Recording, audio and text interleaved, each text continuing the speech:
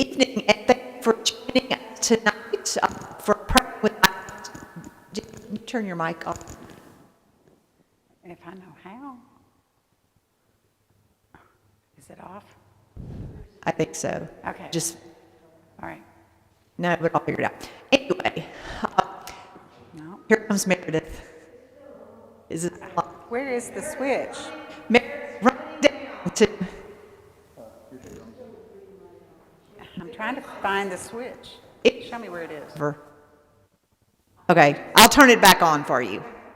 It's just, there's two of us tonight. So anyway, I'm Laurie Brock, the rector of St. Michael the Archangel, and thank you for joining us tonight. We have talked about icons as ways to help us be present with God, who is not just an idea, but a very real, material being and presence in our lives. Jenny Neat is an iconographer. She lives in Frankfort, Kentucky, and she has a wonderful history of writing icons, and as you can see from her display, a beautiful array of them. And she tonight is going to share with us about the process of writing an icon, and then we'll open it up for some questions. So if you have some online, you can just comment on the Facebook page and we'll get them to her. Next week, we will start our session with a way to pray with icons, these type of icons, and then we'll shift into some prayer stations in here, and online we will simply put up an image of an icon and invite you to sit in prayer and meditation with that for as long as you feel called. So, Jenny, thank you for coming out on this chilly spring day to share your wonderful gift of beauty and holiness with us, and I'm going to turn your microphone back on.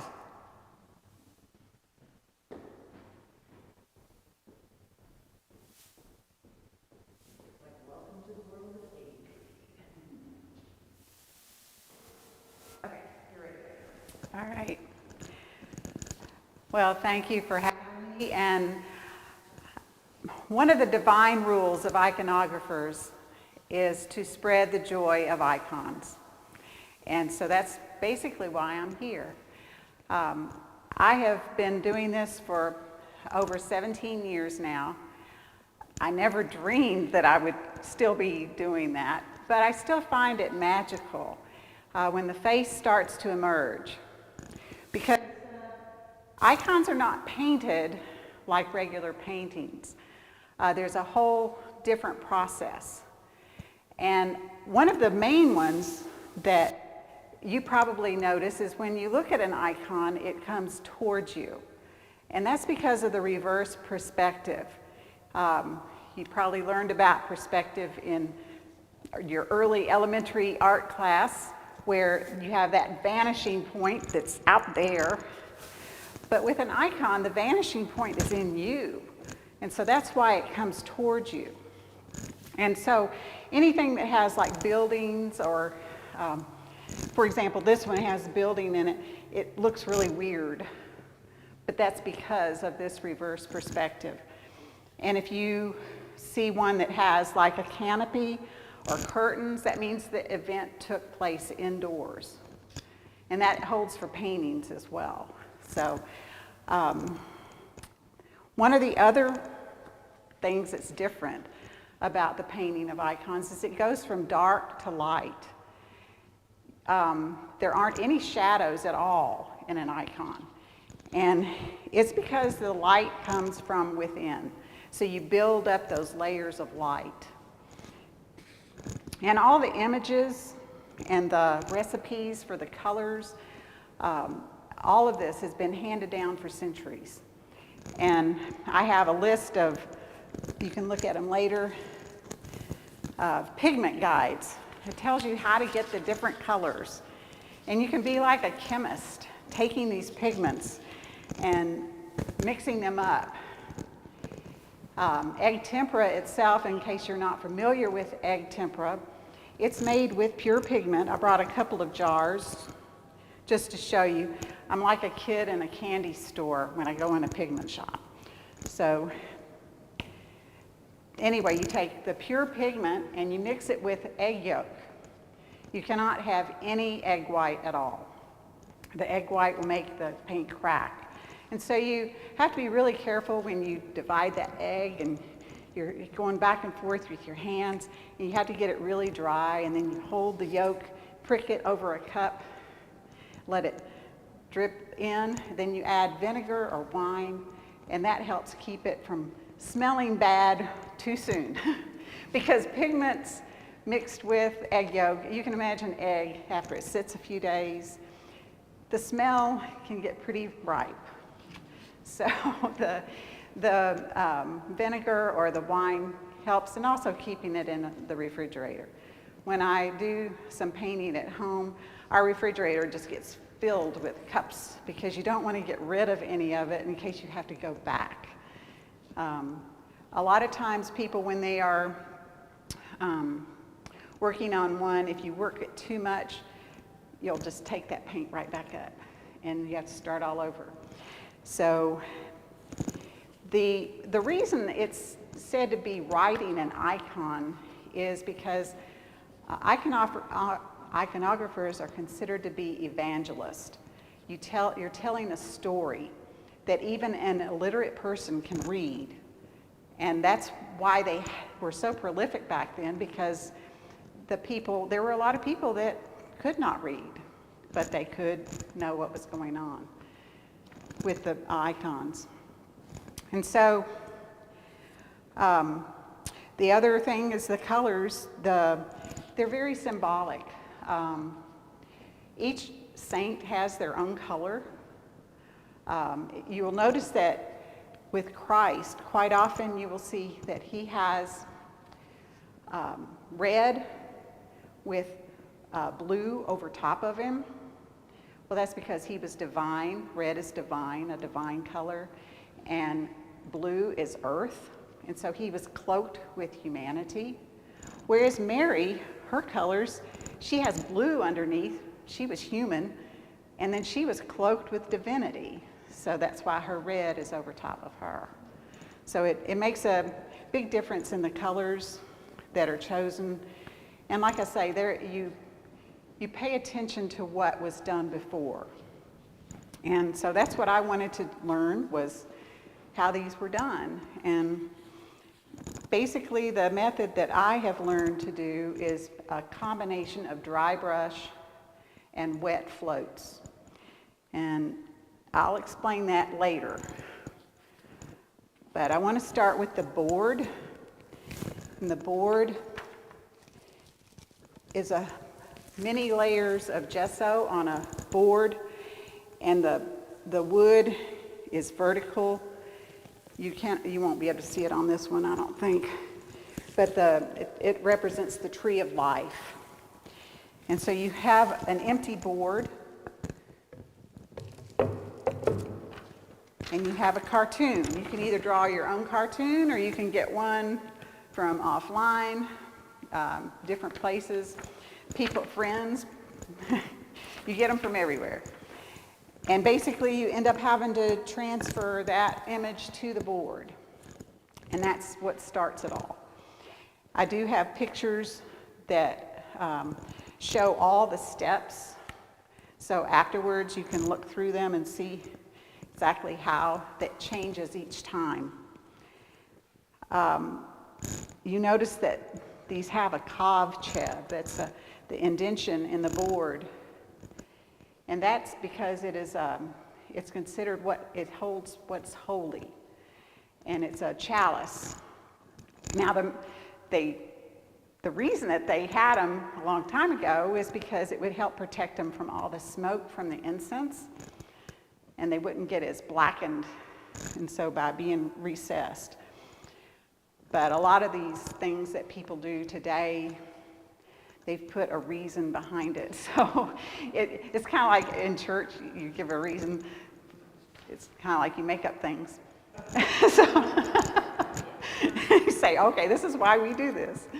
But the edges are considered the world. And so when you see an icon that's gone out over the edge, it's showing that you cannot contain God. You cannot contain what is holy. And The first step after you transfer the image is you have to, if you're going to put gold leaf on it, you have to seal the board because the board is very porous and gold leaf will not stick to a board without it being sealed. And so the traditional method, which I have not learned to do because it's very time consuming, is called clay bowl, and it takes a long time to do. So I do the cheap part with putting acrylic, let's see, I think, well, that one's covered up. Just acrylic paint on top of where your halo or where the gold's going to be. And then you use what's called gold size, and the gold will stick to it. So it's, and then you have a certain length of time where you can do decorative work on the gold if you want to, but you cannot let it stay too long because that gold size hardens and then it's too late. So if you're going to do any decorative work, you need to think that ahead. The board itself being white, white contains all colors. And so what you're doing is you're breaking open the colors of the rainbow, basically. You just, everything is there. And so this is a journey of dark to light. And so the very first layer of paint is very dark and very coarse. And you think, oh my gosh, what am I doing? This looks so horrible. How is this ever going to look like anything? And this is kind of an example. It's not as dark as what some of them, but this is what starts out. Everything is very dark. And from then on, after you have that layer, you redraw your original lines, which is called ordering the chaos. And that gives you an idea of where you're going to go, where you're going to put the highlights. And then it goes back and forth between highlights and floats. And highlights, if you look at each other's face, if you look at faces in a crowd, you'll see where the light actually hits. And it's like underneath here, it's on the tip of the nose, it's on your chin, it's on your forehead. And so that's where you put the highlights. In the very first highlights, you cover up 3/4 of every part of the icon. Is 3/4 of it is highlights for the very first step.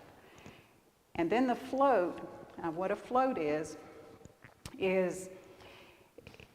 it's a very thin paint. It's just got a lot, you have the same color, but you put a lot of water in it. And then you put it on the different areas. And of course, you have to be very careful to let each area dry so that it's not next to the other one or they'll run together. And so you have to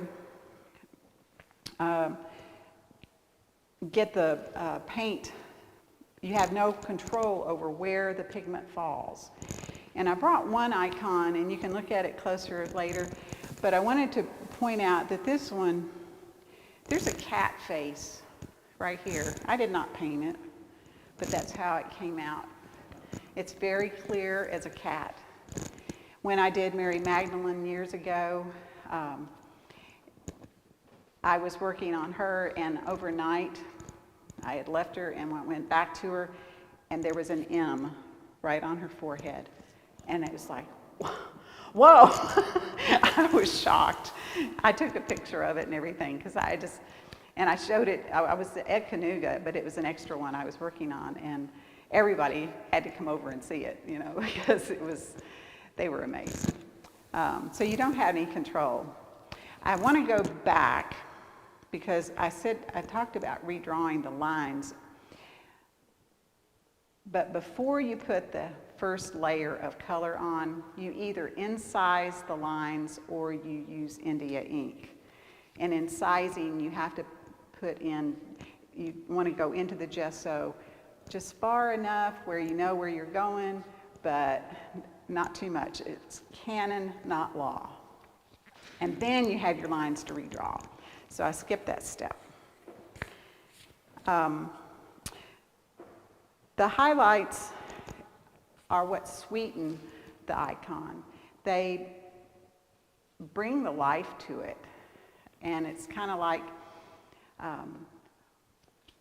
some iconographers call it like, almost like touching the face of God. You know, or God touching you and changing you.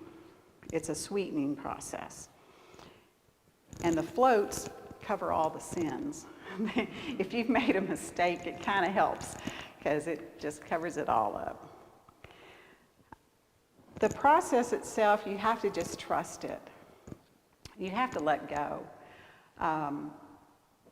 One year at Canuga, there was a female who just kept going on and on about how horrible her icon was and how it just was not working, and finally I just had enough.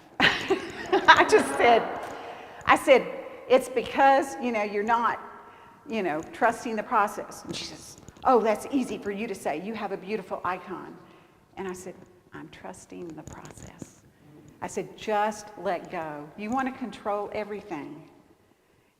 And she looked at me and she said, you're right. And then after that, it was fine, and she ended up with a beautiful icon. So you just really have to trust what's going on with the icon. My instructor would say, you end up with the icon you're supposed to have. And an icon is quite often a reflection of you. It could be what you're going through. It could be all kinds of things. And everybody starts with the same drawing and the same colors, but it's kind of like going to a family reunion where everybody's kin, but everybody looks different. So that's why it's not really copying. It is, but it isn't, because you end up with your own piece of art that is different from anybody else's. And let's see. After you have built it up, you do highlights, you do a float, you do highlights. Each time the highlight gets smaller and smaller. And so you'll notice around the eyes is where you can see most of the light is still there, and the nose. And that's just so it draws you in. And so after you have all these different layers, you end up redrawing the lines again, and then you put on what's called lifelines, the little bitty, if any icon you look at, you'll see these little bitty white lines around the eyes, on the neck, on the hands, just different places, and they're called lifelines. And that's what really, it just kind of pokes out at you. It's just like, whoa. And I'm going to say that this was my second icon. And when his face came with the highlights, all of a sudden his face was there. It was like, oh my. I thought, I'm hooked. I really am. I'm an addict. I'll admit it. And after the lifelines, then you have to name it. Every icon is named. And then I have it blessed. And it can wait for quite a while before you seal it. All of these, except for this one, is sealed. But egg is a living thing, and so you don't want to seal it too soon, or you'll end up with bacteria growing underneath. So you want to give it time to dry. One person, while their icon was drying, their cat got to it and licked all of Mary's face off. And thankfully, our intrepid instructor was able to reconstruct it. But, she brought it back the next year. They like egg, exactly. So I have to make sure when I bring an icon home, mine are totally away from my cats until I get them sealed. So, yeah, it's kind of a scary thing when you think about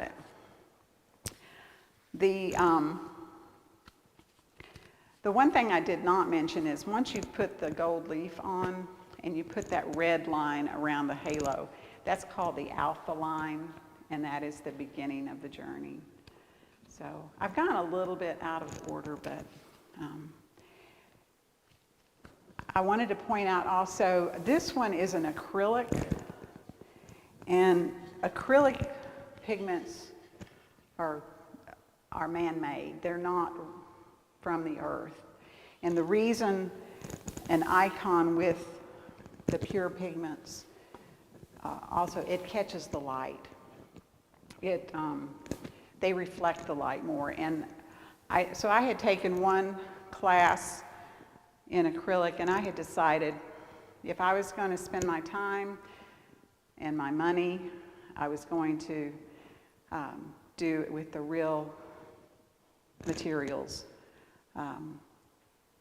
And I know that there are a lot of people that do some beautiful acrylics. I have nothing to say about that. It's just for me personally. I felt like I could not get into that. I wanted to stay real. And it is an expensive art. That board right there is over $200, just as an example. So, and the pigments, depending on what they are, they can be expensive as well. So, the gesso, yes. Mm-hmm. Yep. I personally do not want to get into that.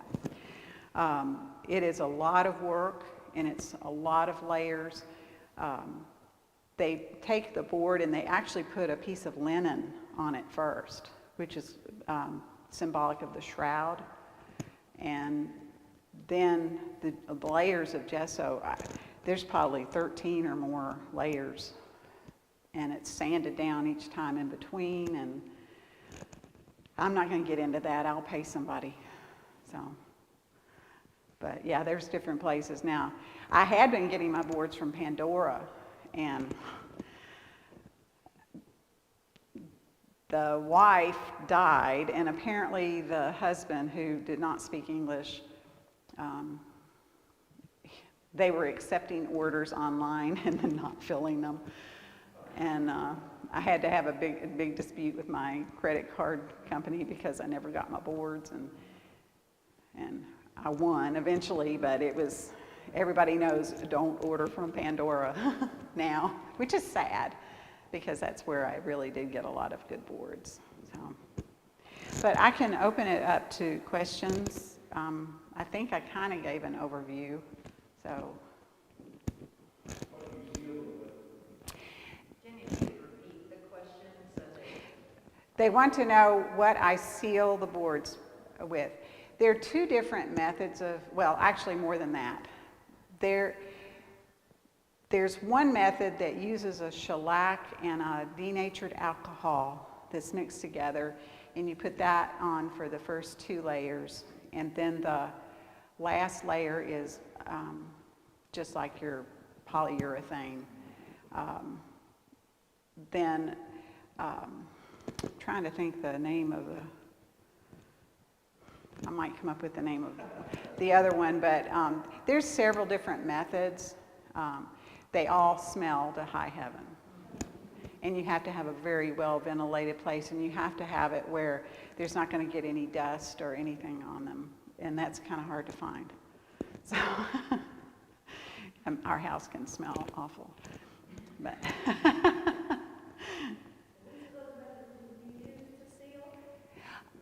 that's the name of the product that I particularly use. I have to think about it right now. It's a lot easier than the other, but either way you brush stuff on it, and then you have to let it dry. It takes a long time in between the coats, so it's not an overnight thing. And yes. This is just a part of the process question, and just say, this is all blowing me away. It really is. But what exactly is pigment? If you go into a pigment shop? What is pigment? Pigment, it's like dust, but it's from the earth. It's different minerals. They come from all over the world. Different colors come from different places. And they're all from the earth, basically. So it's, and some of them, like I say, the reds, can be very expensive. Why are the red marks? Because of what they're made of. I mean, it's just like with, I'm also a stained glass artist, and the red is always more expensive. It's because it has gold in it. And I don't know if it's the same for red pigment, but it's because of where it comes from and what it is. The gold leaf is very expensive. I brought a little sheet to show you. This is just the gold leaf that you use, and it's very expensive. It's kind of crazy how much it costs. It is. It's 23 karat. Yep. And it's very thin and very fragile.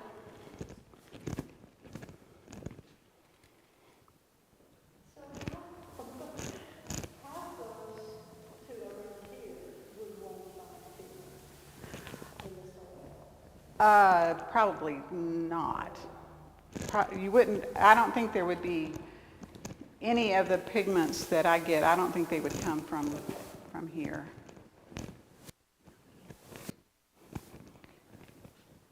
I don't think anybody.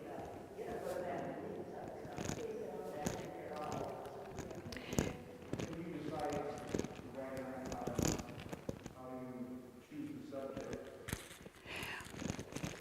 How I choose to write an icon. Well, I've gone to Canuga for the past 17 years, and the decision has been made for me there. I have a choice between usually two different icons. The other ones that I have done, they've been commissions, and people have requested a specific icon. Now, when I taught a person how to do one, I chose to do a Mother of Tenderness, Mary with baby Jesus touching her face, because it's one of my favorites, and it's also one that is good for someone just starting because it helps learn about doing a face, and the faces aren't real little. I do have pictures of some of the ones that I have done, and the littlest face I ever did. Actually, I think I have these are some prayer cards if anybody wants any of them. This is the Moses with the angel in the burning bush. And I didn't think I'd ever get that face.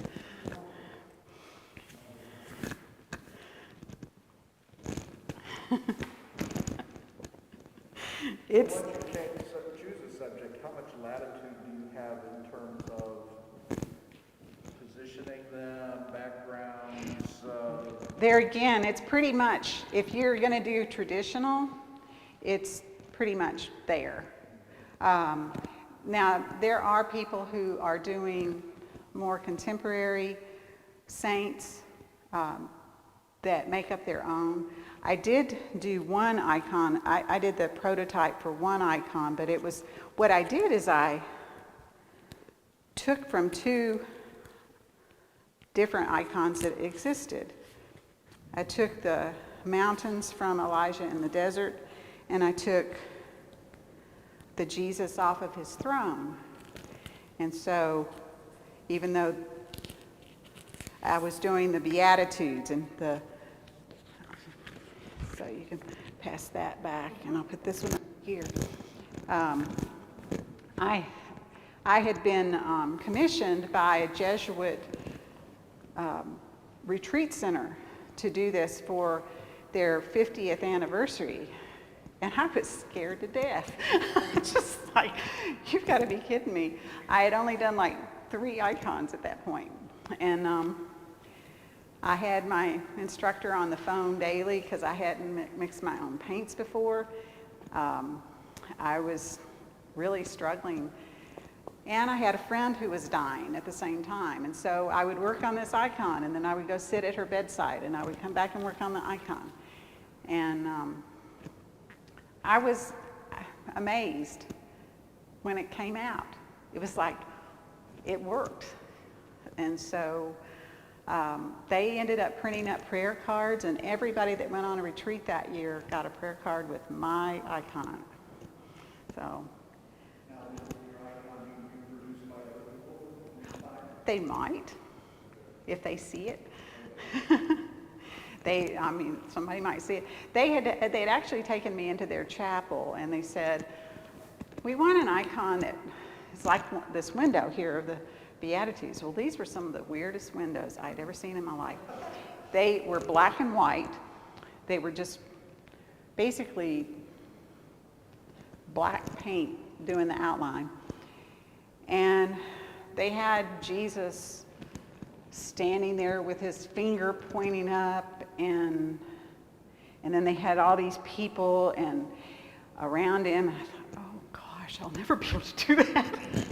And so I designed this, and I took it to him, and I pitched it to him. I said, I'll be doing gold leaf in the background, which is just supposed to be heaven. It's supposed to represent heaven, and instead of having his finger, pointing up.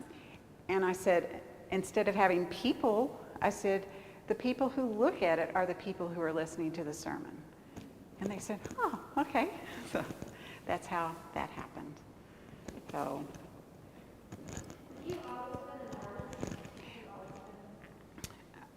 I come from a long line of artists. I never knew I was going to end up being one. I took this an art class when I was a senior in high school, and I won the art award that year. And my dad was an artist, and my mom was very artistic, and her father, and so forth. And so I really started thinking about it, but I majored in law enforcement in college. And but I worked for one of my jobs on campus was with the art teacher, and I would take him my drawings, and he'd say, there is an artist in you struggling to get out. And so I would work more. And so I never really did anything until I took a stained glass class in 1982, somewhere around there. And the first time I took the class, the instructor was really bad. And we moved, and I said, okay, I'm going to try this again. And I clicked with it so much that the instructor hired me to help teach the next people. And so that's what started me in stained glass. And I did stained glass for over 30 years.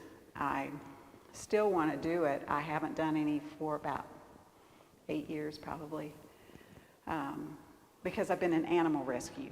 So but yeah, I've always loved color and icons, and stained glass, the color, it's what's really pulled me in. So any other questions? How long does it take to do one? It depends. Now, when I go to Canuga, which is it's basically you do it in 5 days or not, and you work all day long, and it is you start at 9 with your hands being blessed. You work until I need to back up. You start with Eucharist at 7:10 in the morning. Then you go to breakfast, and then you have your hands blessed, and you have prayer at noon, and you have You have lunch and you go back and you work until evening prayer, and then if you have to, you go back in the night after supper. So basically there, it's a minimum of 40 hours that you have put into it. That's having the instructor mix the paints. When I'm doing my own at home, it can take a lot longer because you have to mix every paint, and that alone, just to get the shade right, can, take a while. I did bring a form, let's see, we have these color charts. And so what I do is I try to keep track of what's been done so that if I want to reproduce this particular icon or use that same color, then I know what it's supposed to look like from the beginning. And I know. Do what? Do they dry darker or lighter than you expect? Sometimes. But if you use this color, your color chart, and you have an idea of what you're going for, and like there'll be times I'll put a line underneath, like on one of those sheets of a color I'm trying to match, and I was like, no, that's not right. I got to do some more of this, because the recipes, the way they're listed is you have the, like for example, for a blue-green garment, this is listed translucent yellow, indigo blue dark, and India yellow. That means the first one you have the most of, then less, and then even less. And so getting the exact right amount can take some time. But like I say, it's like being a chemist. It's fun. I like doing it, actually. And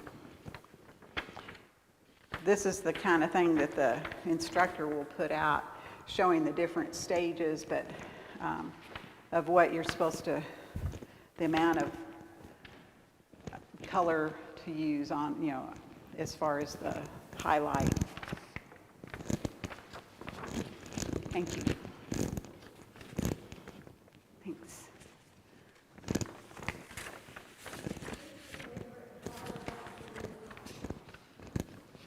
What's my favorite part about doing icons is when the face comes out. The pictures that show I'll pass one on each one of them.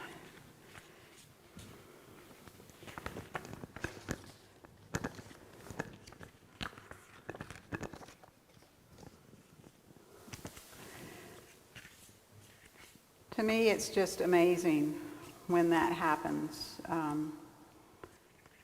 That one doesn't show it as well, so. But you can see it's called Rosh Krish is the base layer. And then when you put that first highlight on, that's when the face just kind of comes out. And it's not something that, like I say, it's not like regular painting. It's not something that you deliberately draw, paint in the eyes and paint. It just comes because of the way the process is. So.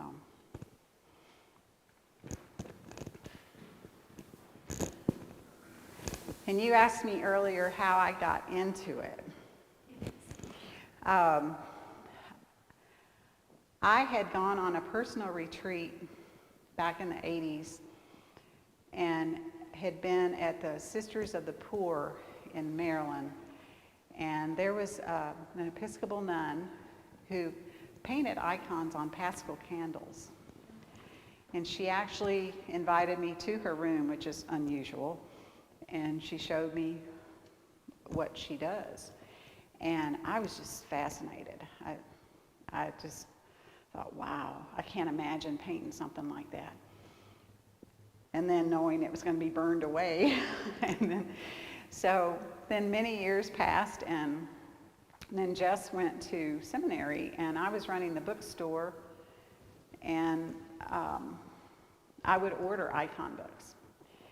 And there was a priest that would come in, and he said, oh, what icon books do you have, And so I would show him the new ones. And then we got to talking, and it ended up, he was John Wallstead. Now, you all might not know John Wallstead's name, but he is a very famous iconographer. He is now deceased. He lived on Staten Island. He's the one who did the cross at Holy Cross. And he's got icons probably at St. John the Divine, and I would surmise Trinity, a lot of places. And they've gone all over the world. Plus, he has one at, I believe, in the Vatican. And so, anyway, we got to talking, and I said, man, I would really love to know how to do this. And he said, well, if you come out to the island, I'll teach you. I was just kind of blown away, and of course I ran the bookstore, and I worked like 70 hours a week, and so there was no way of going out there.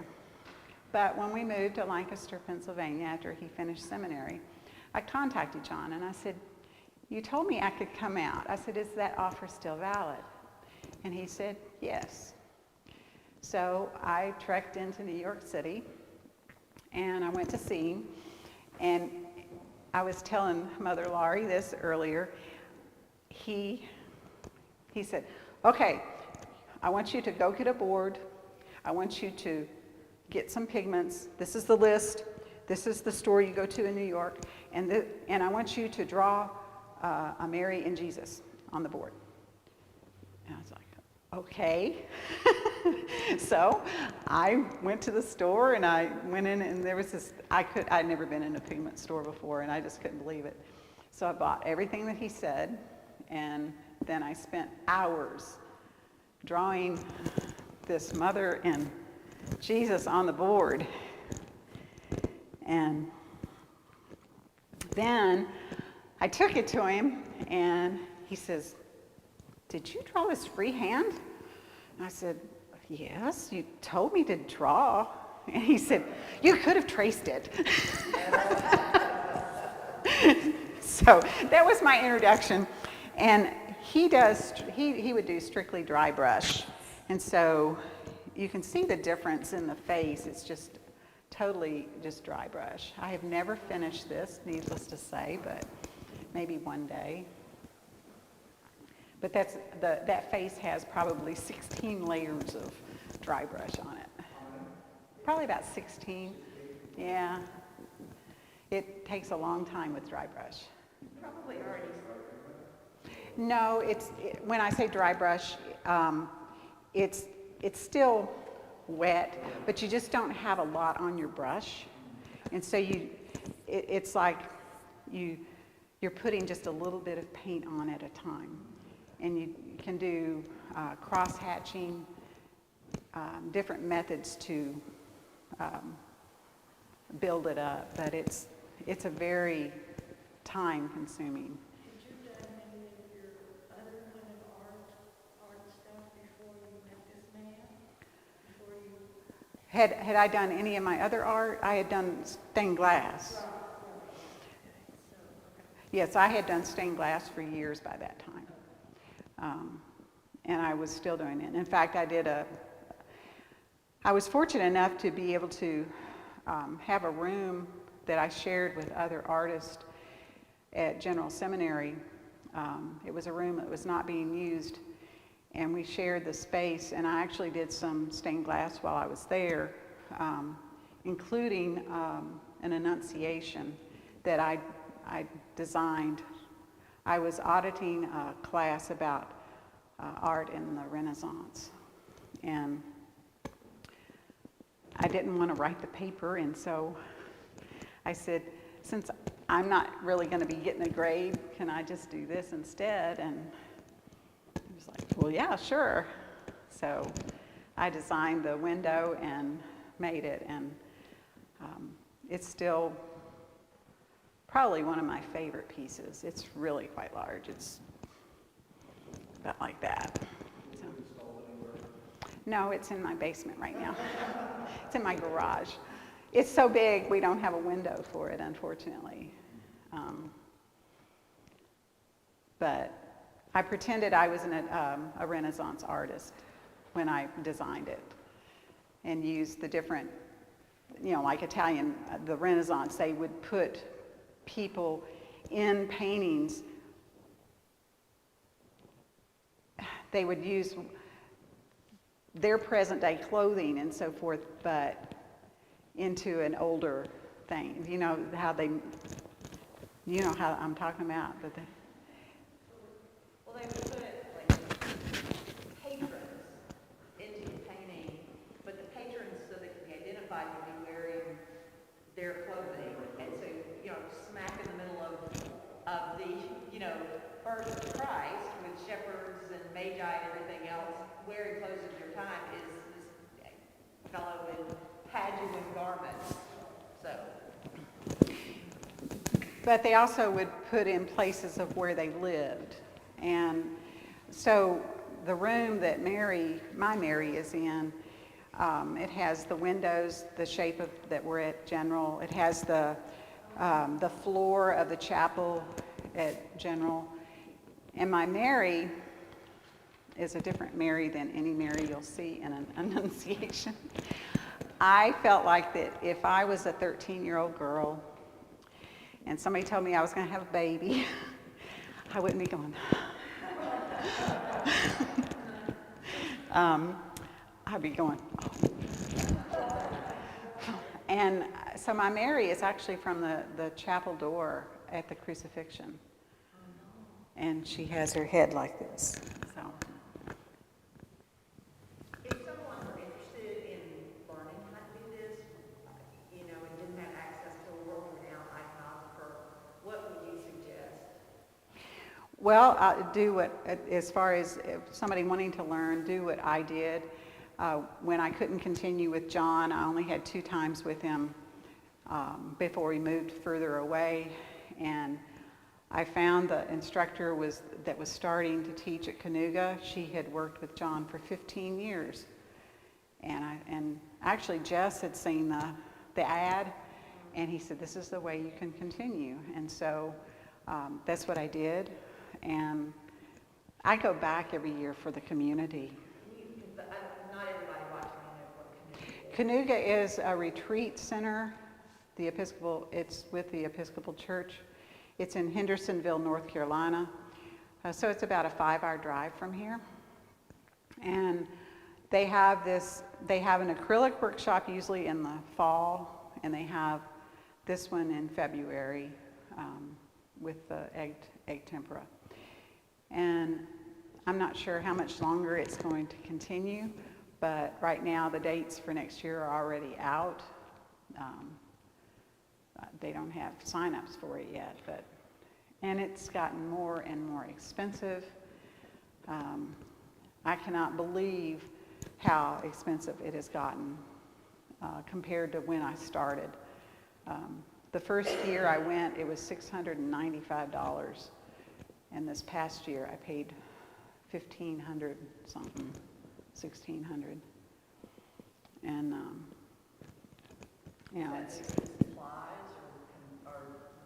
it's more for staying there. The Canuga has raised their prices so much. So I don't know, but a lot of the same people go back every year. I'm the only one that has been there every year that Suzanne has taught. But there is a core group of us that is there just about every year. So. Do you copyright these? No, they're not copyrighted. Now, I don't know if anybody who does a prototype could copyright one or not, but basically icons are not signed. They are, you can write on the back that it's through the hands of, which is what I put on mine. But think that's why, people can get images. It'll say, images might be copyrighted, but I'm not sure how many really are, because a lot of them are just either variations of an ancient one, or, like mine. Mine was, 2 different icons put together.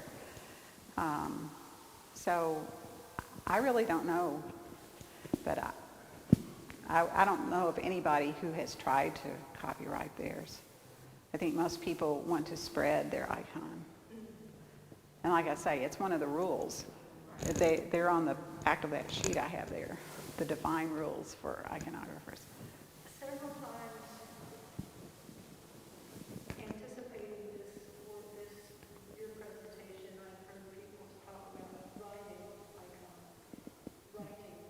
icons, You wrote these. Right, I spoke of that earlier about writing is referred to as you're telling a story, that they're painted. We even talk about painting them, but they're said to be written because they're telling a story and you are the evangelist. And so it's not... And like you said, at one time, way whenever not everybody could read these. Right. So these tell a story. Yeah. Do you have a ritual that you go through every time you start working on it? Ritual, any ritual that is done in the class that I go to at Canuya, yes, we have our hands blessed. In fact, that sheet there has what is said during it and so forth. And then our hands are blessed with oil, and that's every day. When I'm at home working on one myself, I don't have just blessed my hands. But icons have so much prayer put into them. That's one of the things that you are supposed to do as you sit in silence working on them, is pray. You can pray for yourself. You can pray for people that are sick. You can, pray for any number of things. We have a list at the conference where we can write down names of people. One of the icons that I did one year, Mary of the Sign, the Virgin of the Sign, a good friend's son was in a horrific accident. And it ended up there were some other people that knew her as well. And so she was prayed for, her family was prayed for. Anyway, this icon had so many prayers for that family that a year later after I sealed it, I ended up giving it to them because I thought it had to be in their home. So I didn't see that it needed to stay with me. So, and that's this one.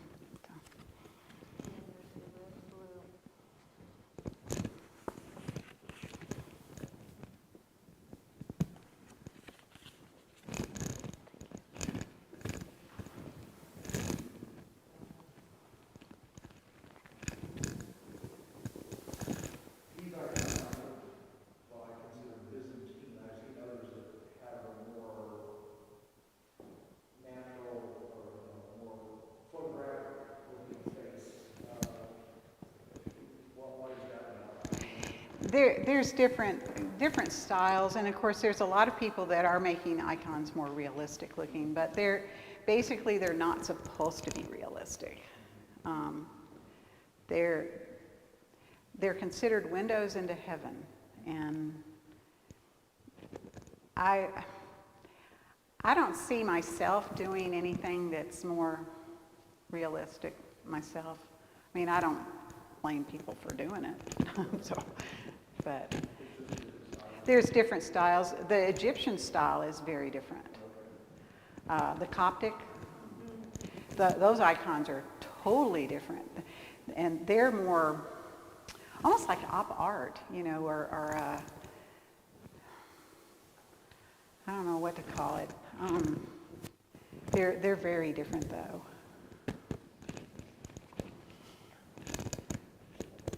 So does anybody have any other questions?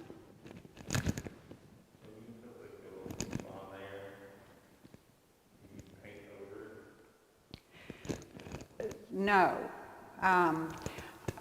not on the halos. I mean, the paint doesn't stick to it very well to begin with. There are times where people will do gold leaf and then we'll put some paint over top of it.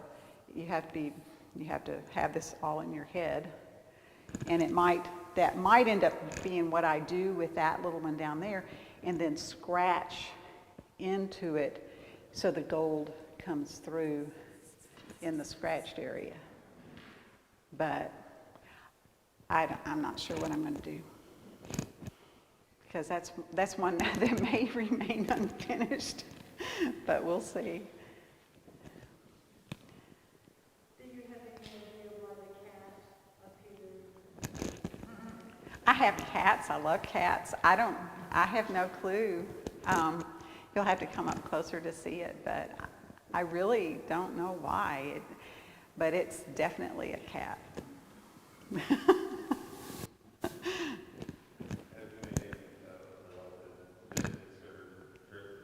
No, I have not. I've thought about it. Now, what I have done is I made a wall in our house with the icons, and I have the Annunciation, the Nativity, and then Mary and Jesus in a row. So in a way, that is one. It's just not your folding one.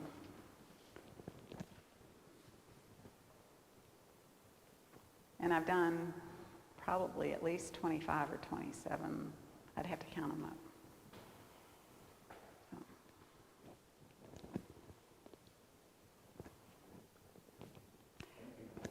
You're welcome. There's lots of books that you can look at and pictures. And she does paint commissions. Like, to go over there. And when we eventually get that together, I'd love to bless your hand before you wrote whatever needs to go there.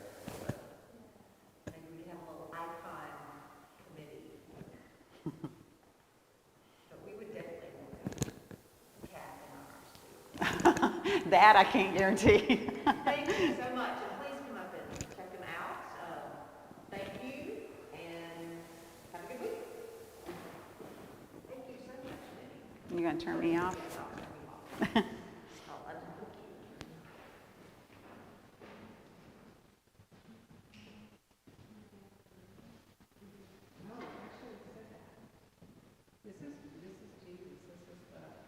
This is the reason icons are even able to be made. Yes.